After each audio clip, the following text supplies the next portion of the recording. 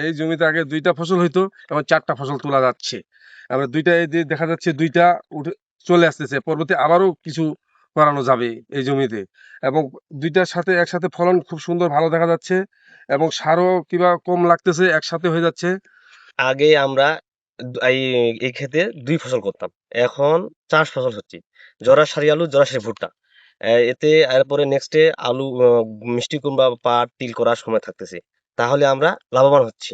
আগে 2 ফসল করে যেটা পাচ্ছি, এখন তার চেয়ে দ্বিগুণ হচ্ছে। এতে আমরা কৃষকরা অনেক লাভবান হব। আমি যে সারটা ব্যবহার করি, সেচ চাষে যে সারটা আমি দিই, ওই সারটা আমার আহ, দুইটাতেই হয়ে যায়। যেমন দুইটাতে হয়ে যায়, যেমন আমি ভুট্টা আলু একসাথে লাগাইলাম, লাগার পরে আমি বেড করলাম, বেড করার পরে যে পানিটা আমরা দিই, আমার ভুট্টা তো হয় একই পানি, ভুট্টা তো হয়, আলু তো হয়। আমাদের এই গবেষণা প্রোগ্রামের মেইন উদ্দেশ্য হলো যে আমাদের আসলে দিন দিন কৃষি জমি কমতেছে।